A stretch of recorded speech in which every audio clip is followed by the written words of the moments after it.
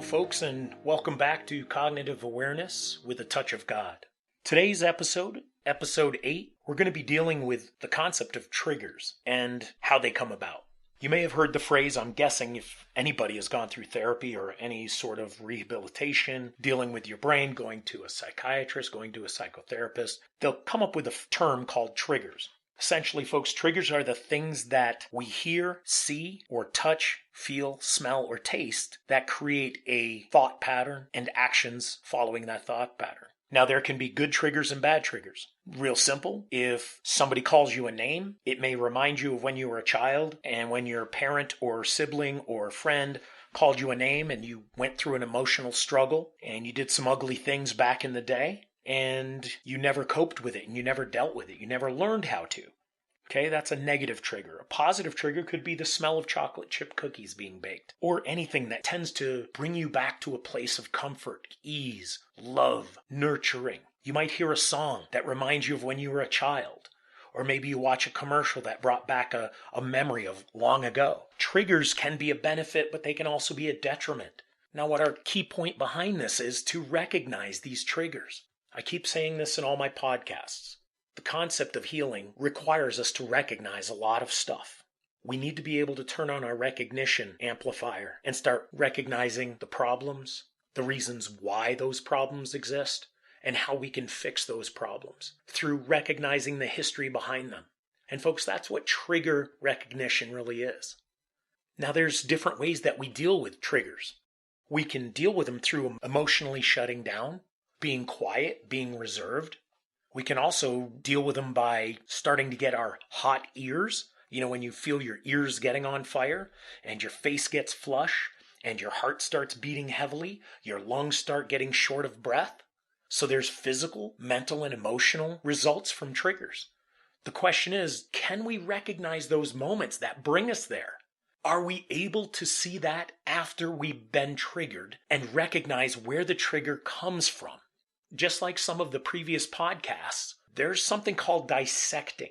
Dissecting basically is like what we might have learned in science class in elementary school or middle school by taking a frog, cutting it open. I still don't know why they did that in school, but whatever. Taking a frog, cutting it open, and seeing what's inside. Folks, that's exactly what we're trying to do with our triggers. We're trying to cut it open and find out what's going on inside that brings us to that trigger, or that allows that trigger to affect us. As always, folks, everything that we experience in life is a product of a belief system. A belief system that says we're either worthy or we believe we are not worthy, or somewhere in between. Everything can progress or it can degress. It can go down, it goes up. It's where our beliefs stand for ourselves that allows these triggers to affect us in a certain way. Just like I said about the cookies. Some people, when they smell popcorn, I'm one of them. When I smell popcorn at the theater, I'm going to buy it. Why? Because I grew up with my family every Sunday having popcorn and ice cream as our dinner before we watched one of the Walt Disney shows or the 60 Minutes news show. So it was something that was ingrained in me as a child. That was a beautiful family time. So when I smell popcorn, my trigger is the smell, then the memory. What created the memory? The smell of popcorn, because my mother used to make the popcorn and I used to stand next to her. I learned how to make homemade popcorn, watching my mother, and ingraining that smell, and knowing the taste and the crunch and the flavor of the butter and the salt combined is going to just make me feel so yummy, delicious, and good.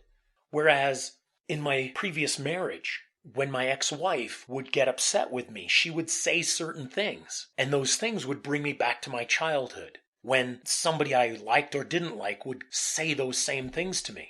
And back then, I was an emotionless individual, and I had no skills whatsoever with coping with what I was presented with. So when I grew up thinking I'm a, quote, adult and understanding how to cope and deal with things, I made the mistake of believing I could handle it as an adult. And I hadn't learned the skills yet. So when my ex-wife was throwing out these words and phrases at me, all I could do is go back to my childhood. And what did I do as I was a child? I would be loud, I would get angry, I would jump from 0 to 1,000 in a split second, and there was no fixing it in the moment.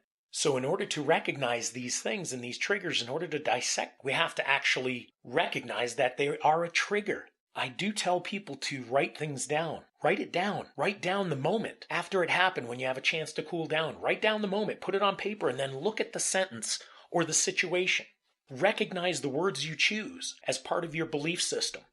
And if the words hate, anger, pissed, or loving, joyful, abundance, laughter, when you look at those words that you choose to write your situation with, you'll be able to see that your belief system is a certain way. And the best way to figure out those triggers and recognize those triggers the next time they come around is to actually evaluate and try to find out where those triggers stem from. And once you figure out where they stem from, then it's time to forgive yourself or forgive others for bringing that situation up and telling yourself, you know what? It's okay that I had that trigger. It's okay that I felt that way. It's okay that I was a child and I struggled. It's okay that my parents didn't recognize that I was struggling. It's okay. I forgive them. I forgive myself for going through the struggle. I know I went through it. It wasn't like it didn't happen, but I need to clear the slate. I need to be able to move on and heal from these triggers. So when we get to recognize the triggers, dissect them, go to the core situation that brought them up, the next time a trigger comes up, we might be in a position to where we can recognize it coming up, not after it came up, and not after we've reacted to it, but maybe before it's happening. And you know what? Sometimes even today, a trigger can come at me and I won't recognize it until after I've already responded. But the truth is, I can quickly stand my ground, get into my centered, balanced person, and say, oops, I'm sorry. No, stop. Hold on. Let's pull it back a second. First off, let me apologize for what I did, how I acted, what I said, and let's start over.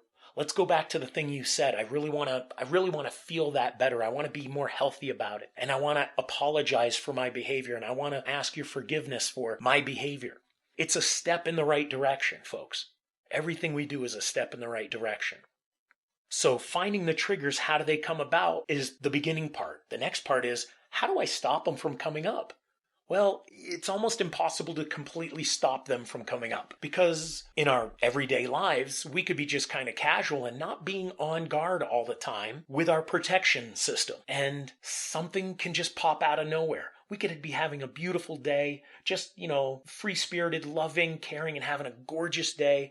And then on the way home, somebody cuts us off in traffic and then we get triggered again. And we just kind of react to it, slamming the steering wheel, cursing at those people. But the truth is, folks, as long as we develop the skill set to recognize the trigger, even after it happens, to pull ourselves back, get back to the centered, balanced person and say, oops, yep, my bad, didn't mean to react like that. I understand the situation. I see the trigger. I recognize the trigger. And I remember where that trigger comes from. It comes from when I was a, 16-year-old boy and I was cutting in and out of traffic and pissing people off left and right and realized that I didn't like myself for that. Well, guess what? I get to forgive myself for my behavior when I was 16. In that moment, when I'm 38, 48, 52, 65, and having someone cut me off in traffic, I can then forgive myself as a 16-year-old and say, you know what? You're okay. Go through the moment, recognize the trigger, pull it back to its core, and you can do this in a split second when you've developed the skill that this podcast has presented to you. So folks, the next podcast that I'm going to be presenting is going to be dealing with skill sets for just this, dealing with anxieties, panics, and dealing with triggers. We also are going to be presenting worksheets available online. I'll be giving you those addresses or ways to get your hands on those worksheets if you're looking to dig that far into it. And folks, I'm still doing those worksheets. I just get to do them in my brain because I've done them enough in my life that it's now part of my thought processes, as well as my beliefs. My deep core beliefs in who I am, I know that I need to work on stuff as often as possible, as soon as it comes up. I also know that I believe I'm deserving of having a beautiful life, and that I believe I can succeed in healing. And like we always say, it's a day-to-day process. All right, folks, thank you very much. Peace, love, joy, and abundance to you. And we love you. We love you, and we're here for you. Please listen in to the next podcast for those triggers and the anxieties and panic worksheets. Awesome. Thank you very much.